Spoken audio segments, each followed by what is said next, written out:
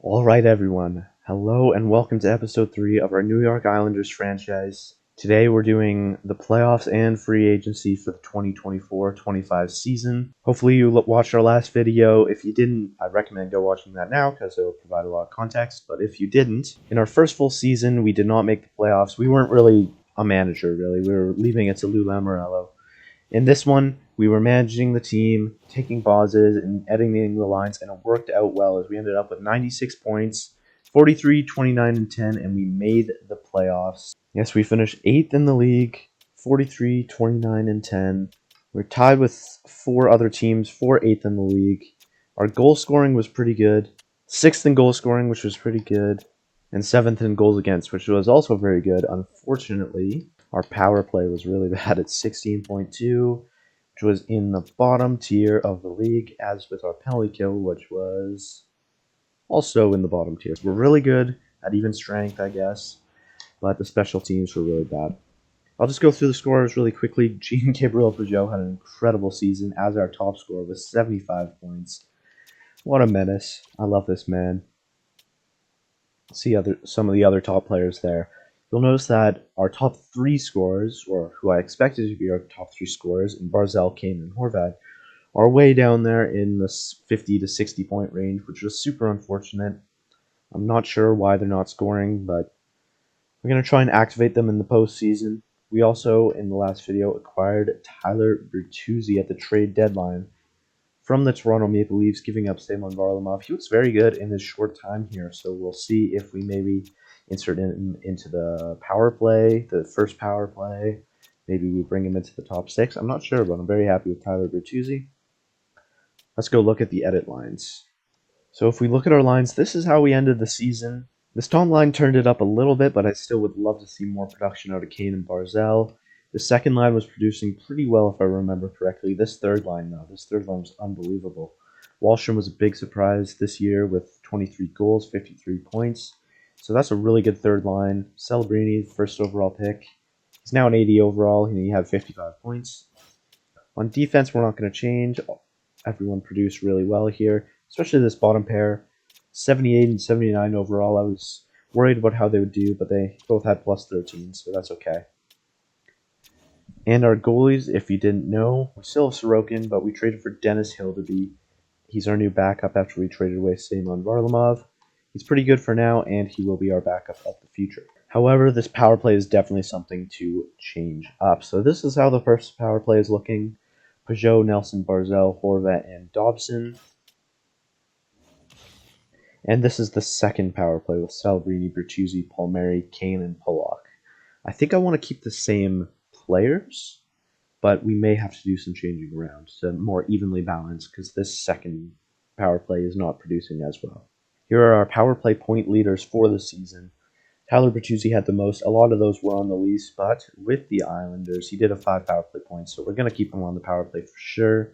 Kane only had 9 power play points, even though I kind of picked him up to be a power play specialist, so we'll have to reconsider putting him on there. And then in the bottom half of the lineup, Horvat actually only has 7 power play points as well, so we may have to put him on the second power play, or maybe we put him on the first. I don't know. Brian Pollock was our defenseman on the second power play. I might take him out for Romanov just because he had 7 on the entire season on the power play, while Romanov only played a few games. So we're going to try out Romanov in the second power play for now. Now let's go change that up. Alright, here are the new look power plays. The first one, I'm going to keep it pretty similar just because Pageau and Bertuzzi and Barzal were all doing really well on the power play. Horvat wasn't doing that great, so we're going to try and activate him. But yeah, that's how the top power play is going to look, with Barzal as the distributor, Horvat as the finisher, and the puck carrier as Dobson. In the second power play here, I've made one change, and that is Celebrini is out and Anders Lee is in. Now, Celebrini actually had a better season offensively than Anders Lee, but I've just noticed that this team really doesn't have many power forwards, many net front presences. Anders Lee, our captain, is one of the only players who can do that. So I'm going to put him on the power play as like a net front presence guy. I've got Kane as the distributor because we know how good a passer he is, both in game and in real life. Nelson as the finisher, and the puck carrier as Kane with that zone ability. So that's the changes we're going to make for now. This is definitely not set in stone. I could move any of these players around. I'd like to see Celebrini back in, but I don't know. We'll see. All right, for the first penalty kill, we've taken out Horvat. We put in Cizikas. All of these guys have good defense. 4.5, 5-star, 5-star, and 4-star. Sorry. So that's a really good first penalty kill unit. I took out Dobson for Pollock as well, just so we can really shut those guys down. Second one, we're going to have Dobson and Romanov as the defensemen, and we'll have our two more offensive players here in Nelson, who has 4-star, and Horvat, who also has 4-star. So they're good on offense, but they're still good on defense. Third, we're keeping it with Bertuzzi and Palmieri. I'd like to have a center here, but there's none who really fit. Barzell doesn't really have the attributes. They both have 3-star, so they're definitely prone to come out. And then we all know who's starting in net. It's Ilya Sorokin. He had a 912, which is not bad for EA. So we're going to keep him in net as expected. All right, those are the line changes we've made for now. I already know who we're facing in the first round, but let's simulate a few days. And the Florida Panthers. This is going to be a really, really tough matchup. Let's go look at their lines. Okay, we're in for a really tough matchup here against the Stanley Cup winners last year. Matthew Tkachuk, 95 overall. He had 108 points. Barkov had 101. And Reinhardt had 102. So a 100-point top line. That is so scary. Oh, man, this is going to be a very tough team. Past that, it falls off a little bit. They have a good second line forward in Carter Verhaeghe, who only had 47 in an injury-shortened season. But if you look at those playoff numbers from last year, 27 points in 24 games. Sam Bennett, 84 overall. He had 41 points.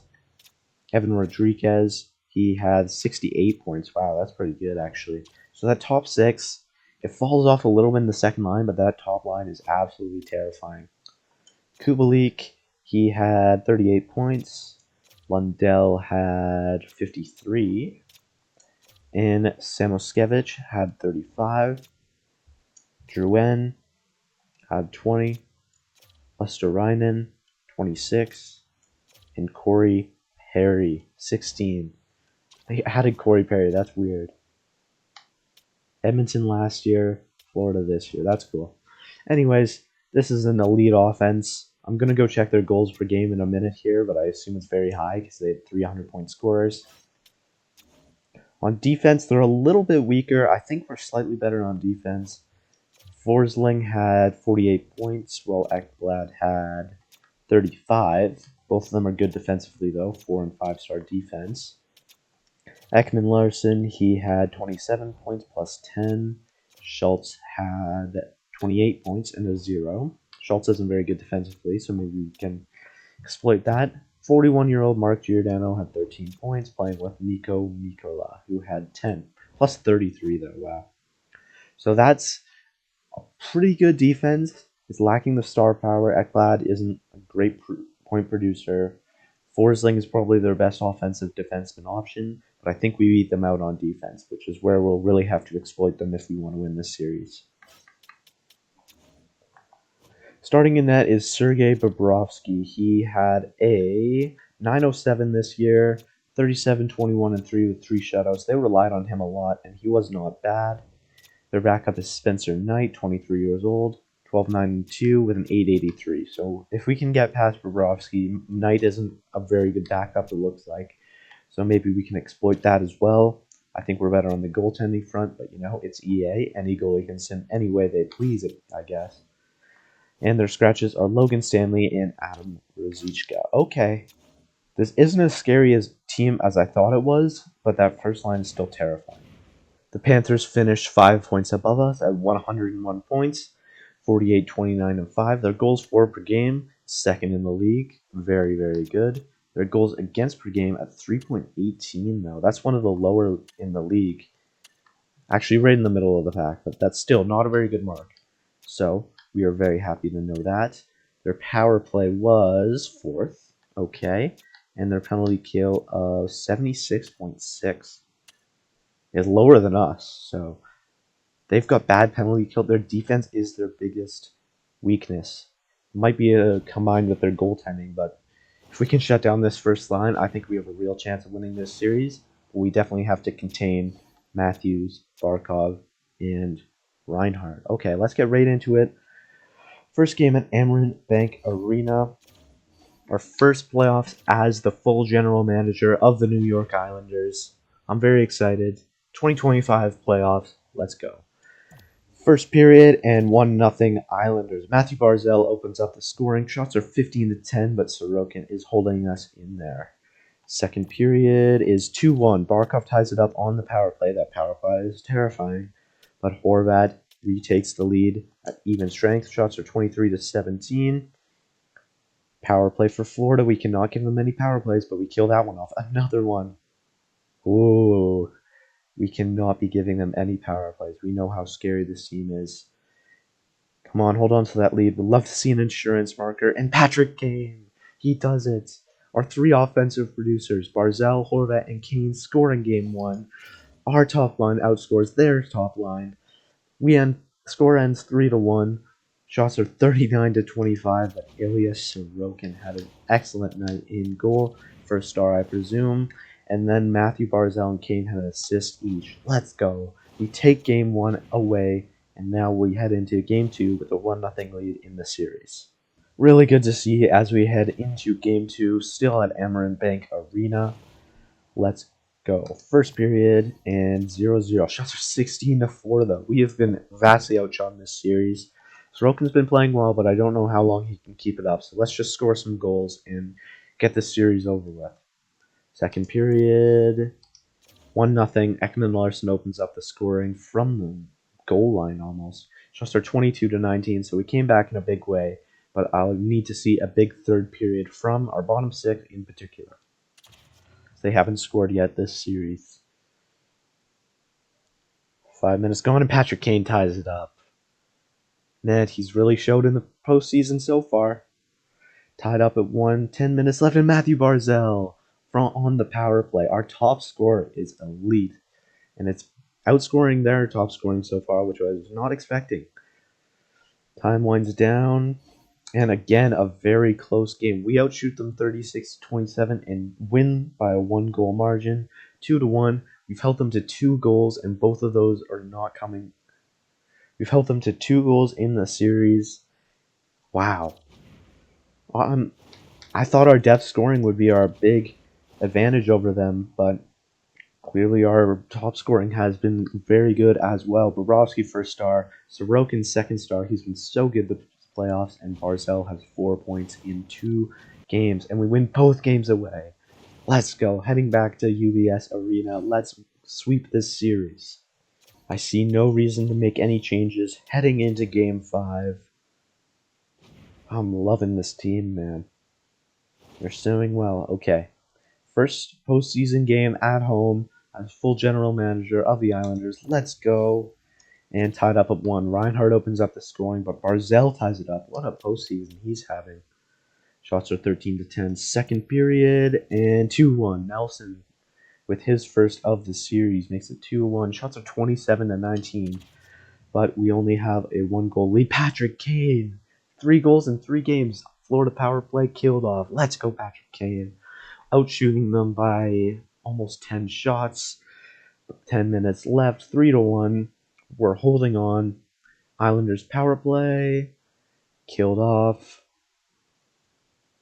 but it doesn't matter as we win Game 3. We're up 3-0 on the series, putting the Florida Panthers to the brink. Shots in 36-26 as we beat them 3-1. We've held them to 3 goals in this series, and our scoring has been electric. Nelson with a goal and assist. Sorokin has another unbelievable night, and Patrick Kane goal and an assist. Big shout out to our defense as we've only allowed 3 goals in the series. Sorokin as well. Game 4 with a chance to win it at home. Sweep the reigning Stanley Cup winners. Let's go. First period and it ends 2-0.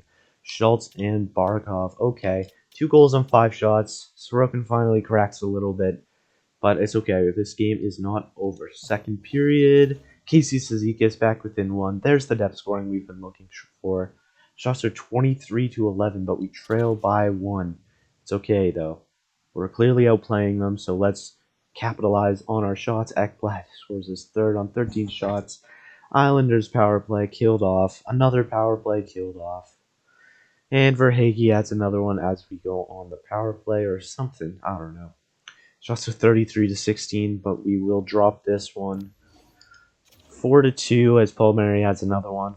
35-17 the shots. It's okay. Sorokin deserved a bad night. At least we got some depth scoring. Bobrovsky was excellent, and Verhaeghe and Barkov. Their top scoring is finally showing.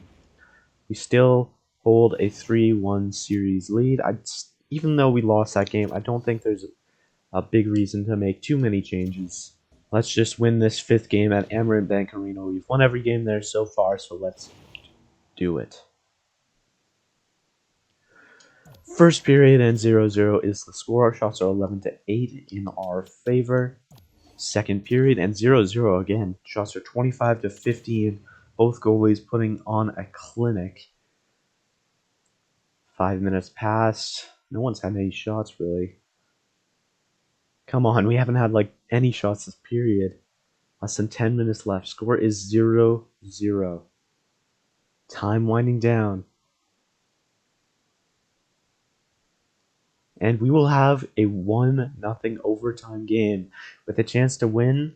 Let's go into the overtime in Game 5. Here we are in Game 5. We win the faceoff back to Dobson. Kachuk intercepts, and here he goes the other way. Tries a deke, intercepted by Pelech. Passes up to Kane, who moves out to Peugeot. Stopped by Bobrovsky. In front, Peugeot gets another shot off. Here's Kane, the wizard with the puck. Pelech, and a shot blocked. Barzal in the corner, fighting off Reinhardt. 13 versus 13. Reinhardt gets the puck, tries a deke, moves past Barkov, and Dobson steals. Goes the other way. Our offensive defenseman is knocked off the puck, but Pelech picks it up to Barzal with some space. Big pass and scores! In our first shot of the overtime, Jean-Gabriel Peugeot, our scoring leader in the regular season, a one-timer, and we beat the Florida Panthers 1-0 in overtime and beat them in 5 games. Handshake line, Captain Anders Lee shaking the hand of Captain Alexander Barkov. Sorokin looking good there. What a series he had. Another shutout. A shutout to end it off for Ilya Sorokin. Peugeot got a few good chances there, but this one-timer was the dagger.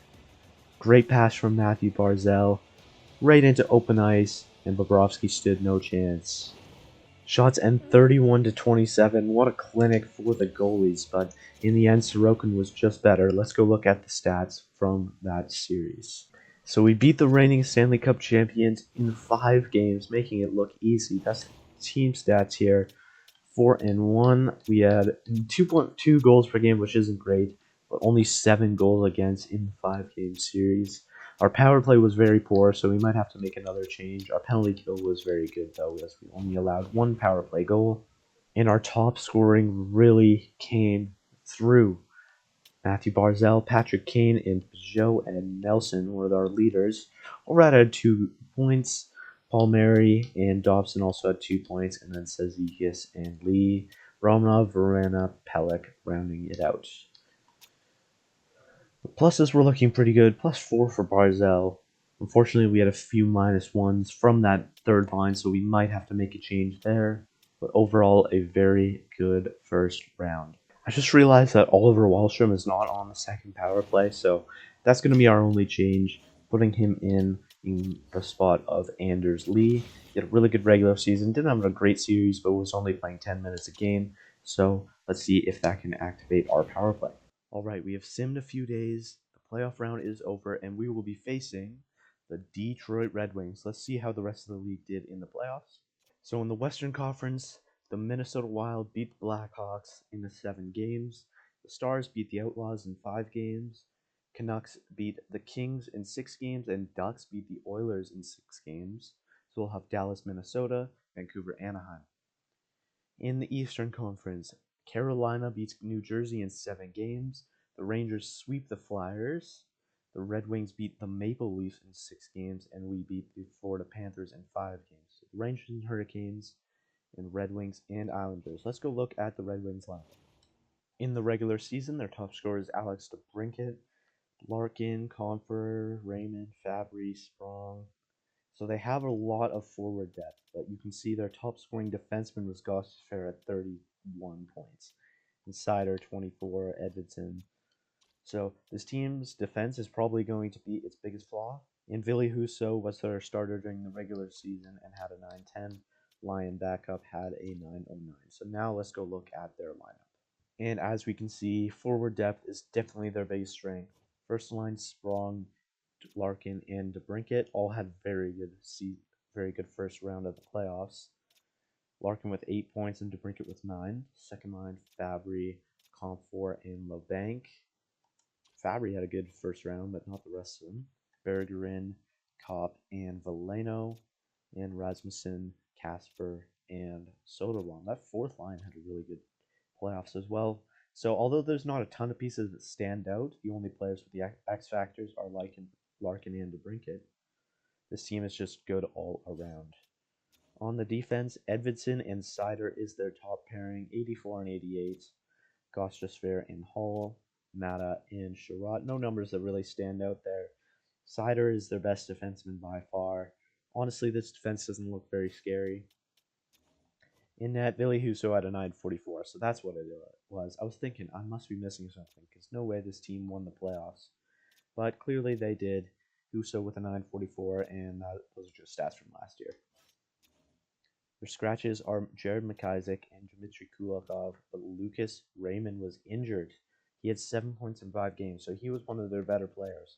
We'll have to see what his injury is and how long he is out. So Lucas Raymond has an abdominal strain. He will be out until May 11th, which is 10 days from now. So he should miss the first few games. Let's just get this series over with so we can, not have to deal with a healthy Lucas Raymond. Game 1 at Little Caesars Arena. Let's go. Here we go. First period, 0-0. Shots are 16-6 in our favor. Second period, and 1-0 Red Wings. Andrew Kopp opens up the scoring. Shots are 26-16, but Ville Husso is putting on a clinic. To break it up, adds to the scoring. 2-0. We're pouring a ton of shots on Red Wings. Come on. 10 minutes left, and Brock Nelson back within 1. Red Wings power play immediately, but we kill it off. Come on. 5 minutes left. Depth scoring. And Kyle Palmieri ties it up from the second line. Let's go. And Adam Pelech. 30 seconds left. What a dramatic comeback. 41-28 are the final shots. We win the game 3-2 after a 3-goal third period in the last 10 minutes. 2 goals in the final 2 minutes. Adam Pelech is the hero, and we take game 1 by a dramatic fashion. Palmieri is the first star with 2 points. Sorokin was very good despite his rough start, and Pelech with the game winner with 30 seconds left. Oh my goodness, what a roller coaster. Hopefully we'll be winning games by more than that, but a win is a win. I'm very happy. Some dramatic events in game 1. Here in game 2, let's win this game by a large margin instead of squeaking it out in the last 2 minutes. Okay. First period and 2-1 Detroit. Orvat opens up the scoring with Gostisbehere and DeBrincat. Shots are 15-13 Red Wings. Second period and 4-1 Kopp and Larkin. Shots are 27-22. Game isn't over, but we give them power play, so it basically is. Man, we took power plays at the bad times. But, time winding down and this game's over. 5-1 is the final score, so we're tied up at 1. Ville Husso was good in that one as his first star. Kopp with 2 goals, and Gostisbehere with a goal and an assist. After 2 games, the series is even, but we lost that game by quite a big margin, and we barely squeaked out the game 1 win. So I think I'm going to make some changes, not in the regular lineup, though. I think we've still only had 1 power play goal, so Peugeot, we love you. He has 5 points. He's a great player. We know how good he is, but I am going to take him out and put him on the second power play just to even it out a bit. I'm also going to take out Horvat and put in Patrick Kane. Not Ryan Pulock, Patrick Kane, because he has been so good this postseason. He's got 5 points, all of those coming in the first round, but still, we know how electric he is. So we're going to run with these power play lines for now. First one gets +5, and the second one gets a 0, which is kind of unfortunate. Maybe no. Alright, we can still run with that though. Let's see how that works. Game 3 at UBS Arena. Here we go. I'm very excited. I think we got this. As long as we can break past Philly Huso, we've got this game in the bag. First period, shots are 14-8, but the score remains 0-0. Second period, 0-0 remains. 26-18 are the shots. Come on, let's score some goals, boys. We're getting outshot by a big margin. They've got 35 shots already. It's a matter of time. We've got to score before they do. Next goal probably has the win. 5 minutes left. 4. Power play. Bad time. Bad time. Oh man, we give up a 5-on-3 with 2 minutes left. Shots and 41-24. This is a 0-0 game though. Let's hop in. Whoever wins this game gets the all-important 2-1 lead in the series. We're better in every metric according to EA's overall, so let's see how this goes. Starting on a 5-on-4. Let's kill off this penalty. How long do we have left? Just 24 seconds. Let's do it. Berger enters the zone. Pass is intercepted. Sprong at the point. He dumps it back in. Pellick plays it out to Peugeot. Here's Jean-Gabriel Peugeot. Dumps it in. He's chasing after it. He gets there first. Strong steals and passes it up to DeBrincat, who passes it up to Larkin, who's a break. He's got a break. Big stop by Sorokin. Larkin one-timer and is blocked. Bergerin stopped. Larkin behind the net. He's making plays. Bergerin to Strong and a big glove save from Sorokin, and he covers.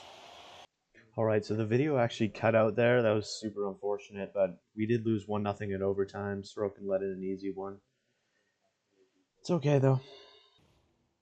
Alright, so I'm going to let the power plays cook for a little bit because of those changes we made. Barzell, Peugeot, and Kane have all been pretty good. Palmieri, Nelson, and Horvat have been okay. This third line is killing us, though. All of them in the minuses with no points. Francis, Zikas, and Lee. All of the scoring is not just not working. So, do we put Celebrini up? Tyler Bertuzzi? I don't know. I feel like we have to send someone down to kind of activate the bottom lines. Palmieri's been pretty good, so let's bring him down. Wallstrom keeps the chemistry even on all. Let's just go for this for now. Maybe, wait, does Bertuzzi? No. Yeah, let's just go for this. We keep it pretty even throughout the lineup. We make a change to maybe activate a few lines. The pairings, Dobson's a -1. Well, Duck and Salo have been okay. Do we maybe put Romanov and Dobson and then have this elite second pair? Or do we just leave it? It works so well in the regular season. Let's have a game with Romanov on the top pair. I'm definitely not going to take Hildeby out. Or put Hildeby in, sorry. Holmstrom and Gauthier and Dufour, I don't think they need to have a chance. The fourth line has been good enough. So that's how we're looking going into Game 4. Looking to tie this series up at 2. Changes we made were pretty minor. I still believe in this team. They had such a good first round, so let's see how we do. First period, 2-1 Red Wings. Horvat opens up the scoring from the second line, which is good to see. But DeBrincat and Lucas Raymond is back a few days early, and he scores in his debut. Shots are 20-6. We let him 20 shots in the first period. That is unbelievable. Let's make it back in the second period. And Bertuzzi ties it up, but Sprong gives them the lead. Shots are 35-16. What? Those are unreal numbers. They might hit 60 shots. We're still within 1. Power play and killed off. Not quite doubling our shots, but Kyle Palmieri ties it up on the third line. We moved him and he produced his what do you know? Less than 5 minutes remaining. Come on. and we hold on to go to overtime. Let's go hop in. With that Raymond acquisition, their offense goes up to a 94, so we really have to get this series over with. This Red Wing team is looking dangerous. Let's just push through with our good defense, our great goaltending. I believe in this team still. Game 4, we've got the home crowd on Long Island. Joe wins the opening face-off. Kane to Peugeot. Peugeot walking in, protecting the puck, gets a backhand off, and it's saved by Husso. The Brinket, deking, intercepted by Dobson. He almost let one go. Romanov playing on the top pair of this game. He hasn't scored or anything, but he's doing okay, I think. Here's Kane, a move, and Peugeot. Oh, save. Edvidson picks it up, passes out to Mo Sider. He's deking in. There's been a lot of dekes in the overtimes I've seen. Romanov plays it out to Peugeot. Patrick Kane. Here he comes. Pass up to Barzell. Here's Peugeot. Takes a shot, and that almost sneaks through Ville Husso. Ooh, that was a close one. He almost missed it. Peugeot ties up the opening face-off, but Kane scores! Oh man, I was kind of lost there in the commentary. Peugeot tied up the face-off in the offensive zone. Kane sneaks in and taps it back door. Textbook play. The top scoring comes through, and we win Game 4 to tie the series up at 2. Shots end 42-35, but in the end, our offense was overpowering as we beat the Detroit Red Wings 4-3. You can see in the Eastern Conference there, Rangers and the Hurricanes are also tied at 2. So we win the second overtime of this installment of the playoffs. Game 5, I'm not going to make any changes. I still like how we are playing. We just need to beat Ville Husso more often and allow less goals. It's that simple. So, first period, tied at 0 still. Shots are 12-11. Second period and 2-0. Horvat opens up the scoring, and Ferranda's first of the postseason. He's been a disappointing ad, but we still appreciate his contribution. Shots are 27-18 heading into the third period. And Dobson makes it a 3-goal lead. That's very good to see. I think that's Dobson's first of the postseason, too. Nelson adds one on the power play, which is great to see. Our power play is working. Shots are 34-20. We're winning this one pretty good. Red Wings and Comfer. Scores on Hildeby. Ooh, Sorokin might be injured. Oh no. That's not good to see. Sorokin's been so good in this playoffs. Oh no. So we win 4-1, which is great, but I think Ilya Sorokin might be injured. Hopefully it's just a one-game thing and he just came out halfway through. I forgot to look at the 3 stars there. And it looks like it was just a one-game thing. I doubt EA would have put like the backup goalie in. I've never seen it do that in the playoffs. Did Sorokin even start that game? Yeah, Hildeby had 12 saves, so he did just come in halfway through. Whew, that is a sigh of relief. We're up 3-2 on the Red Wings after that 4-1 win. Let's hop in. UBS Arena, Game 6, with a chance to win it in 6 games in advance to the Eastern Conference Final. I just saw that Carolina won their game.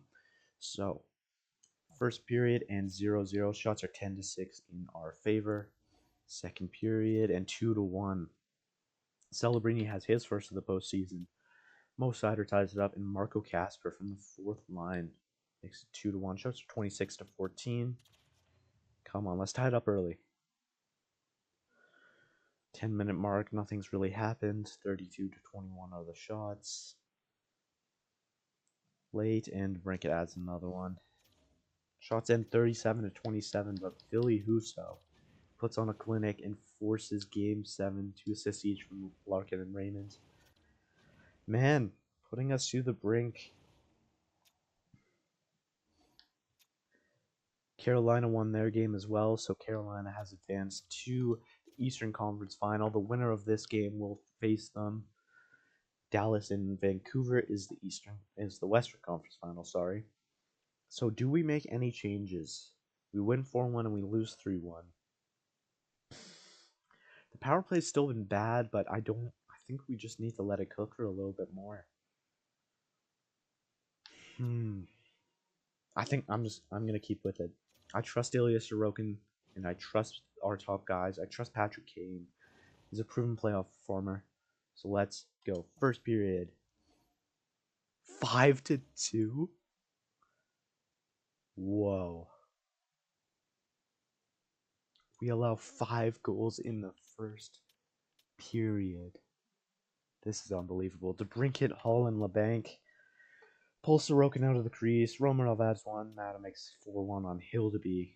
Kane, he comes through, but it's not good enough. Casper makes it 5-2. Second period, and 5-4. Okay, this isn't over. Palmieri and Lee add their respective contributions on Ville Husso. 5-4 is the score heading into the third period. Down by 1. We need to get some shots on. Come on, power play for the Red Wings. We kill it off. 8 minutes. Oh, Comfer makes it 6-4. Hildeby and Sorokin were brutal.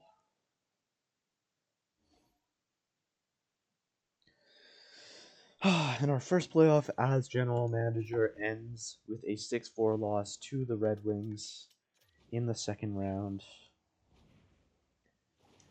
Oh man, that series was so in our reach, dude. The goaltending wasn't there when it needed to be, but I'm mostly blaming that on the scoring. Alright.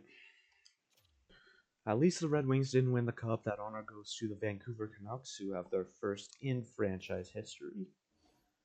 New salary cap, and let's look at the draft lottery. And St. Louis moves up to 1. That's good to see. Ottawa, San Jose, some pretty bad teams. Vegas has really fallen off.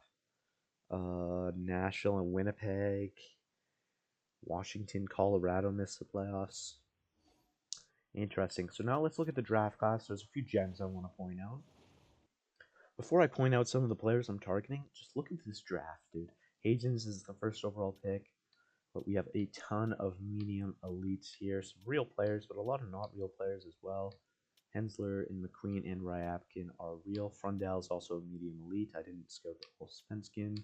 Schaefer. And then at 12, we have this medium elite. He's Patrick Kane, comparable NHL ready.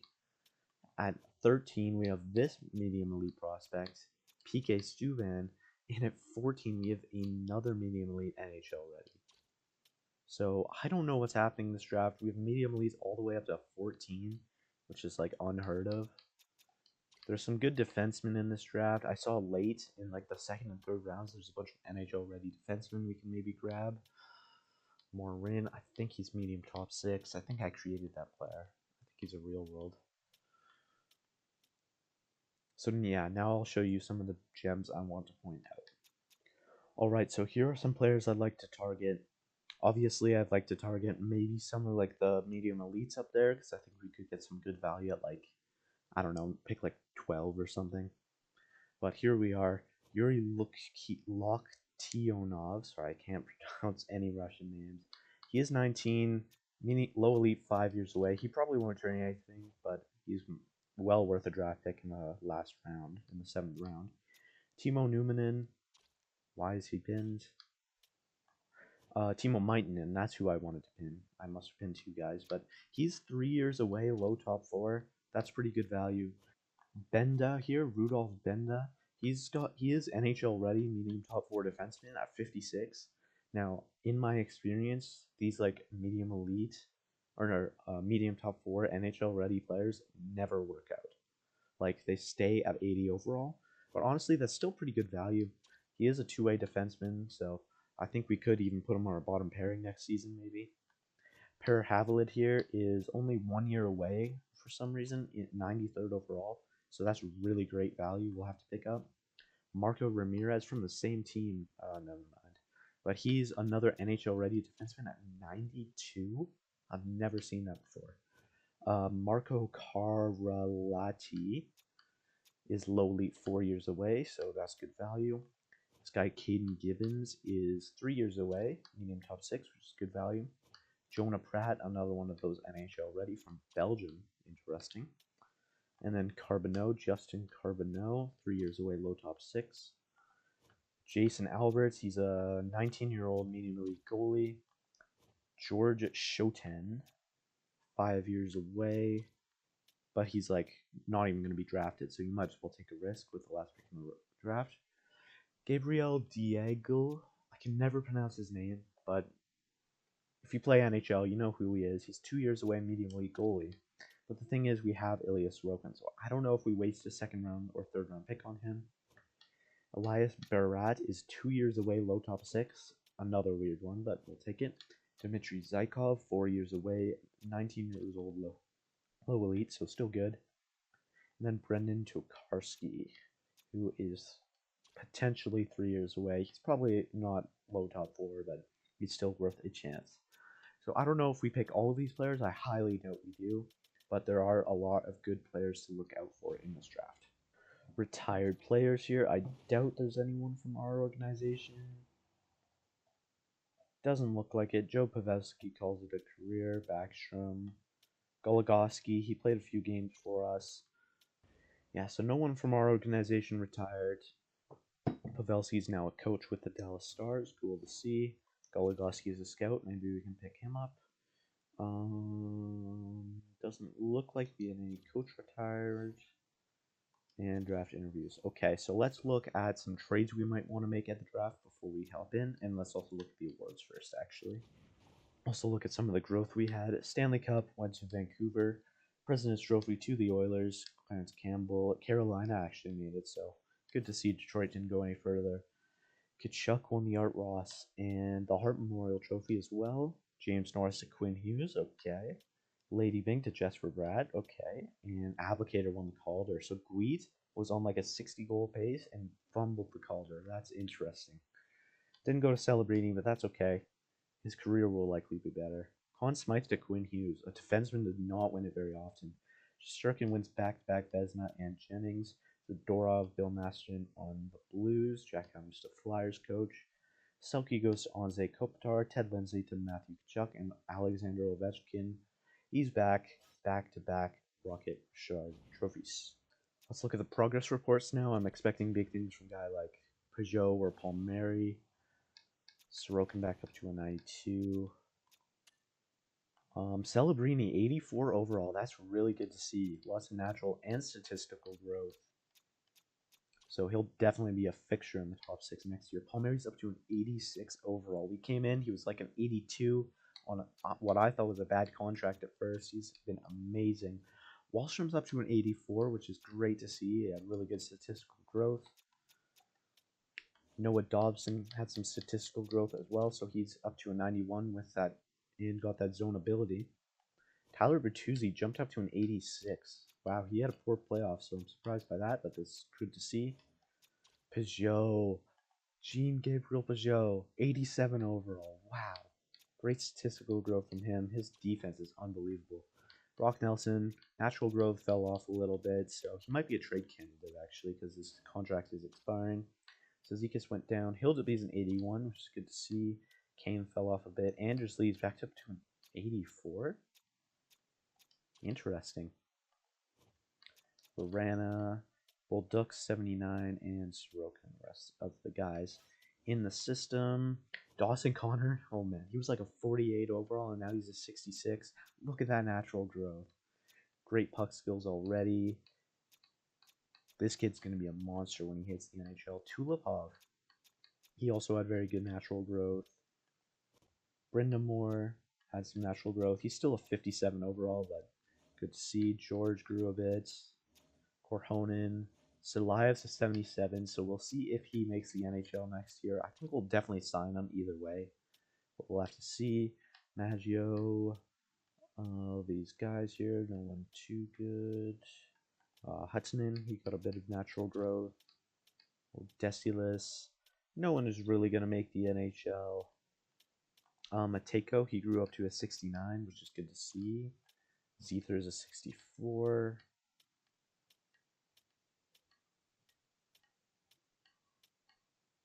And that's about it. So we got a lot of really good growth this season. There's a few players that aged a bit and don't have the same overall, but it's okay. See the contract extensions after all that. all expiring. Patrick Kane is expiring. I think we have to get rid of him either way. Even though 6 million isn't that much for Patrick Kane, it's just we don't really have room in the top 6 anymore with Celebrini growing, with Wallstrom growing. You can't really afford to keep these guys on the third line. Same case with Tyler Bertuzzi, and 5 million is a bit too rich for him. Brock Nelson, he's been here for a long time, but I think we have to let him go at that dollar value. That's ridiculous. Holmstrom, he's a 79, won't grow anymore, so we might have to trade him.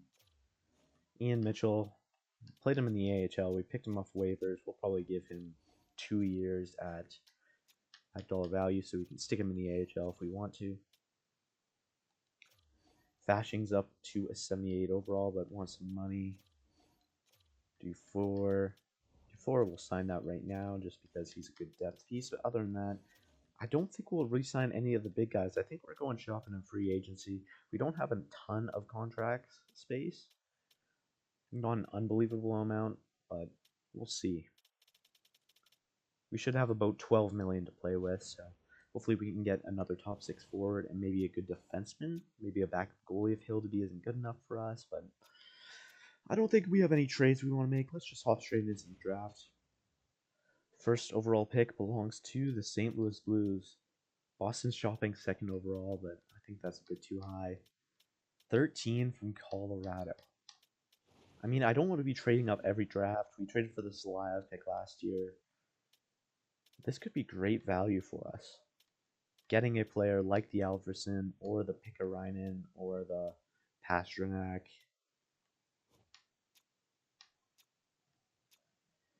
If we weren't sticking to realism, I think I would do that, but I think we're going to leave it to the San Jose Sharks. Our pick is at 24, so let's just sim the first few here. Alright, I have simmed to my pick. Let's look at some of the players who went. Agent's first overall. He's only a 77 overall, but much like Celebrini, he will grow. Develop one X factor. Artic Ryan's a 83 overall, man. He's going to be stud for the Bruins. Moss and a few real players here. Alfredson went to Montreal at 12. He's going to be great. He's got great puck skills. Pastrnak went to the Avalanche. He's going to be a great player there, too. And Pikkarainen went to the Penguins, so maybe the next Crosby. Not quite, but still good picks. McAlrath was a 77 overall. Good. It's interesting. Out of the players here, there's a lot of like 70 overalls. So I don't know if we make our pick here. There's some really good value in the second round as well. Bill Zonin, 2 years away. A lot of these guys are 2 years away. That's in like the 70 overall range. Let me just look through and see if there's any players we really want to target. I think we'll just go with Bill Zonin here because he's 6'2". He had a good season in the Q, over a point per game with 39 goals. He has A shooting. The C defense is a bit worrying, but he's a pretty good skater. B- isn't bad for a 6'2" guy. So Bill Zonin. I like the players with the real faces too. So welcome to the New York Islanders organization. A 70 overall is good value. Puck skills aren't great, but he's got a hard shot. It'll take a few years to develop, but I still like the pick. So the next pick is at 56. Let me see if we want to target anyone else. I think I really want to go for Benda because, like I said, this player isn't going to develop. I highly doubt he'll get above like an 81 overall. But the thing is, he's already going to be potentially going for the NHL lineup. So, and he is a gem, so gems are more likely to develop. He's going at 56. Our pick is at 56, so let's go trade up a little bit. I just saw in the message center there that Victor Olofsson had 5 points in the Stanley Cup clinching game. It's a legendary performance. So we'll trade for the Flyers pick here at 52? 53. See if this goes through. Bertuzzi in a second for their second and a few expiring contracts. And that deal goes through. So we move up a few picks. Let's go sim to that now. I just realized I accidentally simmed to like the earlier of their picks. So we're actually at 49 now. So I wonder if we can trade back even more. Maybe to like Chicago or something. We'll try in a minute, but let's see who else went. Gastrin, Villu, Hayes, Reshny, Kindle, Potter, Shostrom. All these guys are all in the 70 overall range. All decent players. But we're really going to make a great pick here. So let's trade back to Utah, actually. At 54th overall. That should be just in the range of Benda. We'll see if we can add, like, maybe... I'm not going to add a player, just an extra pick, probably. Can we get, like, the 91st? Let's try the 91st. In exchange for this second round 49. Trade rejected. I guess we can go down to a 4th. 114. Man, just so realistic. That would totally happen in real life. But they hate making it work. Let's add an expiring contract or something and it'll go through. I just added the rights to Patrick Kane in exchange for Jake Evans as the expiring contract. Sweden just a touch, so we'll add a 7th round pick in a few years. Or we add a player without a contract. How about Nurmi? Should definitely go through. Okay. And this few defensemen went here, but we still have our guy at 54. Great to see. So we will be going with... Oh, Pratt's also here. He's like the same player. Benda or Pratt? 3 points in a B League versus 5 assists in a B League. Same amount of ice time. Benda's the gem, so we'll go with Rudolph Benda. Welcome to the Islanders organization. A 76 overall. That probably won't grow too much, but it's still good value. He's got the in-reverse X factor. He should sim okay, even if he doesn't grow. So let's see how the other player was. Mr. Pratt, he was also 76, two-way, in reverse, like the exact same player, so we're not missing out. See who we want to go for next. Our next pick is an 88, and the players we want are in the 90 range, so that's perfect. Let's go pick one of them.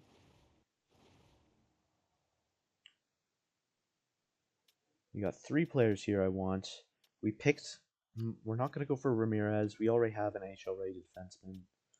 It's either Gibbons, who is 3 years away, or Havlid, who is 1 year away. So per Havlid, welcome to the Islanders organization. You are a 74 overall, which is such good value in the 3rd round. He'll still take a few years to develop, but that's great. The Oilers actually get Ramirez, and he was a 77 overall.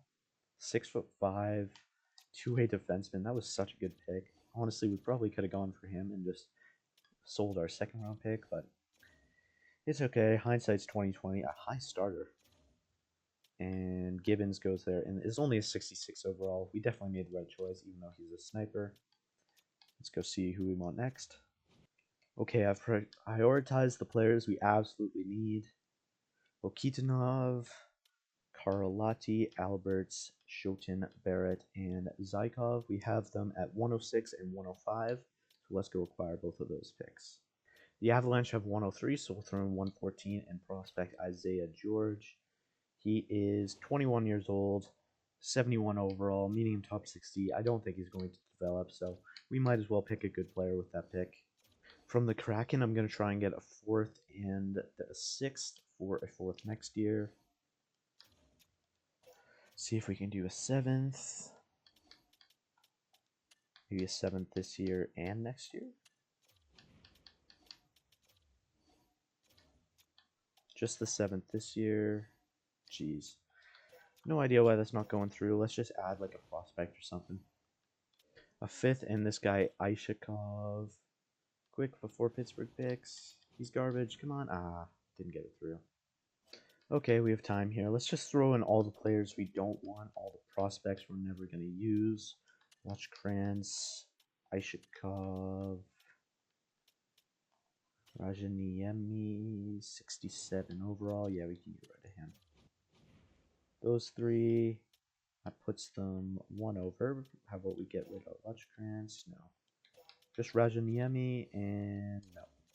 So let's add like a 7th. Rajaniemi in a 6th next year easily goes through.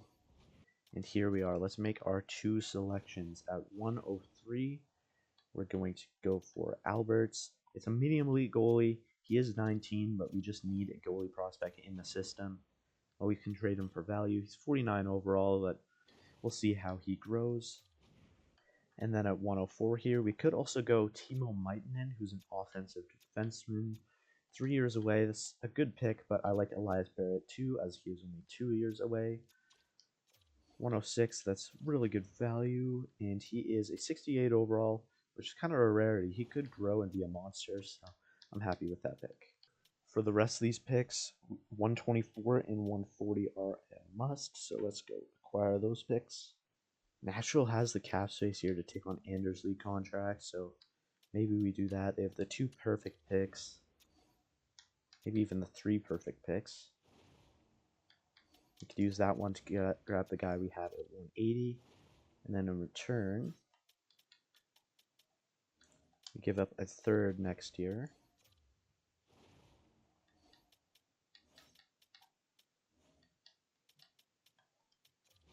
And and Anders Lee, we'd have to add in an expiring contract as well.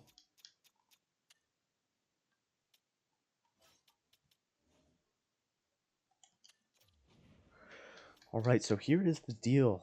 We pick up 3 draft picks and Gustav Nyquist's contract for a 3rd and Anders Lee, and they accept it. So Anders Lee, our captain, going to Nashville. Thank you for your service. Wow, that's a big deal. At 116, we'll pick up Karalahti here, who is an offensive defenseman, low elite. 59 overall, as you can see, he will grow probably, so it's a good deal. In the 5th round here at 135, we'll pick up Dmitry Zykov, who is 19, but he is a 62 overall. Another good deal there. And then we can move this pick at 167 back a bit and try and get like 2 7s or something. A 6th and a 2028 7th for 2 7s.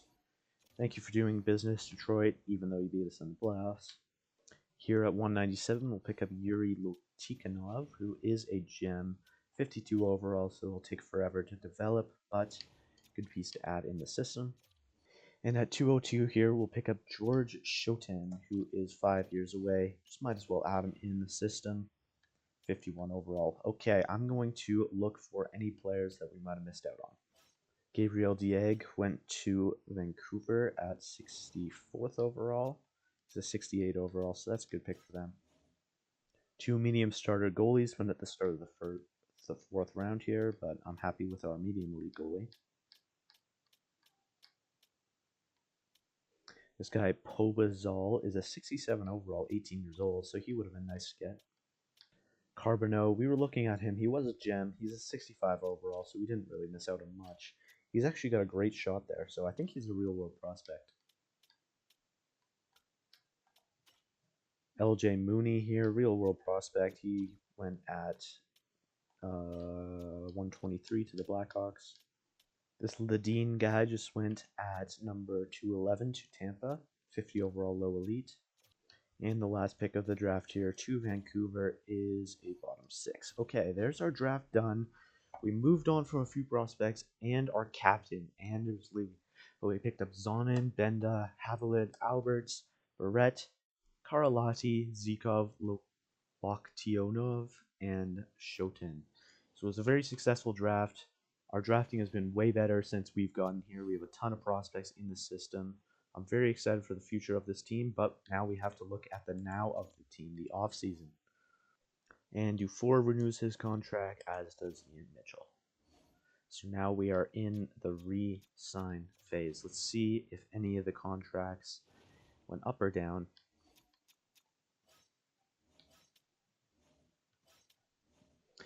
Expiring, the big guy here is Brock Nelson. His ask changed a little bit. He's in like the 6 millions now. I still think we'll be moving on from him. Gustav Nyquist, he might be a decent option. We picked him up just as a throw-in the Nashville trade. He's a sniper, though, with pretty good offensive stats. Bit of a defensive liability, but he did have 58 points. That could be a really interesting player. Maybe we sign him up for a 1-year deal. Jake Evans here. He has 3-star defense. I thought he was good defensively. We're going to get rid of him. Let's just release him right now. Holmstrom, an RFA. Last year he played just like 26 games. Wasn't very good in them. If he wants league minimum, we'll bring him on. But he wants a big deal, so let's just add it. sign his qualifying offer. Bashing, he played the entire year in the AHL. He wants league min, so we'll sign him 1 year league min. Salo was a pretty good part of our defense here. I'm going to wait on that because we might have a rookie skater coming in. As for the unsigned players, Salayev, I don't know. He didn't really improve in Russia. He was a plus 20, which is good. He's 6'8" now. 3-star defense. He probably isn't good enough for the NHL quite yet. I think I'm going to leave him 1 more year in Russia. Benda here. I'll probably sign him. I'll leave him, actually. I think I'll leave all of these guys. Is there anyone expiring? I'll show up in here, actually. Salo, I will qualify. Belpedo, we just threw him in. He wants Luke Min, but we'll just get rid of him. Ryan McLeod just got traded. Interesting.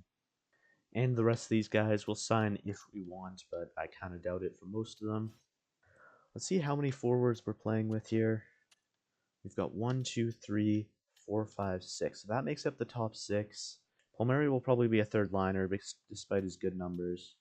I guess Nyquist, if we signed him, he would be in the top 6. I mean, Wallstrom would be, but Nyquist could be a good third liner here. A 2-year deal. He wants to sign an extension.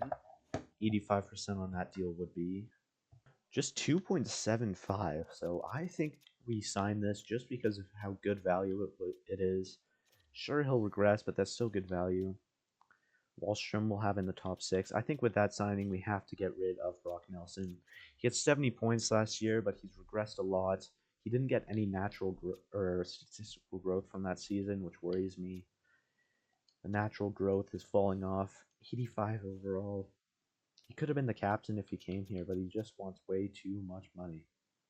So we're going to release Brock Nelson. Thank you for your service to the Islanders organization. Other than that, we've got 1, 2, 3, 4, 5, 6. So bottom 6 forwards is definitely what we need to do. For the defense, we've got Dobson Pelech, Polak Romanov, Bulduk, and Mitchell. So I think we're okay on the defense, assuming Salo signs. Then next year we can get rid of Salo, Mitchell, and bring in Salayev, Benda, Odesilis maybe if these guys grow. So I like the defense situation we're in. And the goalies, we got Sorokin starting, as we know, but Hildeby is the backup. He wants super cheap. We go like a 3-year deal at like 1.2, just 1.25, let's say, just to have us at as our backup. So we'll send that deal to Dennis Hildeby. Skarek also wants contracts. I think we'll just let him walk, honestly. He's 75, 25 years old. Yeah, I'm okay with that. I'm just seeing that Ryan McLeod just got traded for Matt Savoie. What is the Buffalo Sabres manager doing? Jesus. Anyways, I think that's all we're going to do for the re-sign phase. In free agency, we'll definitely have to go for some bottom 6 forwards. See what the players say to those deals.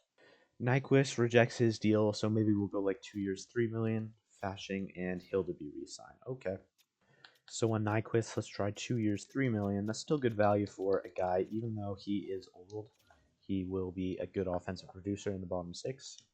See what he says, and easy decision. Welcome to the team, Gustav Nyquist. Now let's into free agency.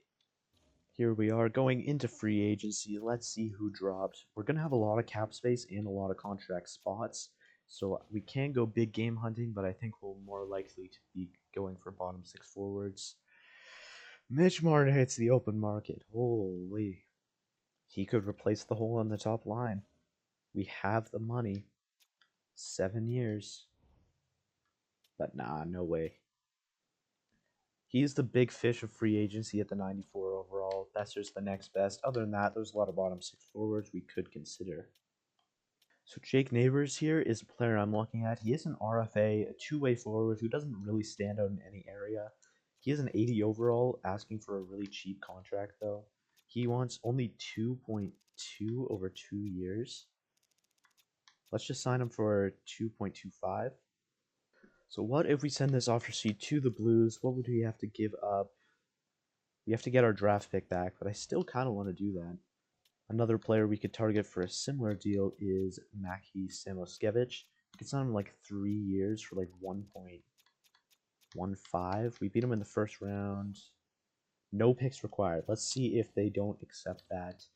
It's worth a try. Michael Rasmussen is a player I kind of like to add as well. And he only had 7 goals. I'll look out for more players we may want to sign. Here's an interesting reclamation project here in Jake DeBrusk. 84 overall. He only had 33 points with the Bruins, or with the Stars, sorry. So he hasn't really regained that form that he had in 2022-23, but he's really cheap. He only wants like 3 years. I bet we could sign him like 2 by 3.25. Let's go 3 by 3.4. It's a bit above his asking price, but that's still a good deal, and I think on that third line we could really activate his career. Another player I'd like to target here is Jamie Benn, who's an 85 overall, a power forward with a 4-star defense, which we'll put on the penalty kill, had 30 goals and 31 assists, but only wants 3.5. So let's get him locked up right now for 3.75 for 2 years. Like, that's a steal of a deal, no matter if he regresses. Now let's go for real bottom 6 forwards. I think P.S. Suter could be a good acquisition here. He's an 82 overall, had like 41 points with Vancouver, half point a game. He's a two-way forward, 3.5-star defense, only wants 2.4 for 1 year. So let's sign for like 2.5, give him the deal. I'm going to sign Bobby McMahon for depth. He didn't play at all last year, but he had an okay year in Toronto's depth system. 78 overall and wants like league minimum, so we'll sign him to that deal. Cal Clutterbuck didn't get signed at all last year. He spent the entire year on the free agency. I'm going to sign him 1 year, 900K on a 2-way deal, so we can send him down to the AHL, but still, bring back a franchise legend. Okay, so our offers are sent out. I sent a few more some depth players. Now let's check it out and see who accepted our offers. All right, this should be the day where we start seeing some accepted offers. Jake DeBrusk joins the team. That's a really good value deal. Samoskevich re-signed with the Panthers. Okay. Clutterbuck comes back to the Islanders. McMahon signs on. P.S. Suter. Okay. We still have a lot of cap space, so I think I'm going to sign on Claude Giroux. He had 76 points last year. We have $12 million in cap space. Just a 1-year deal at like maybe $7 million, I think is great value. Let's bring it up to 7.25, and we can throw him anywhere in the top 9, and he'll produce. See what everyone said. Jamie Benn comes on. That's a really good deal. And Claude Giroux signs on as well. So let's go look at our forward depth chart.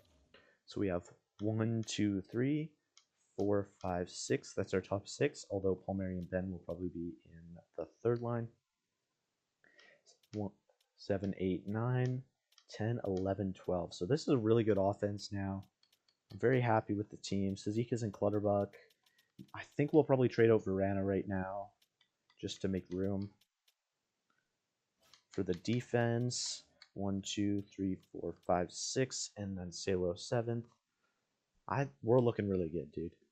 All right, I'm going to trade Jacob Verana to the Vegas Golden Knights in exchange for Sam O'Reilly.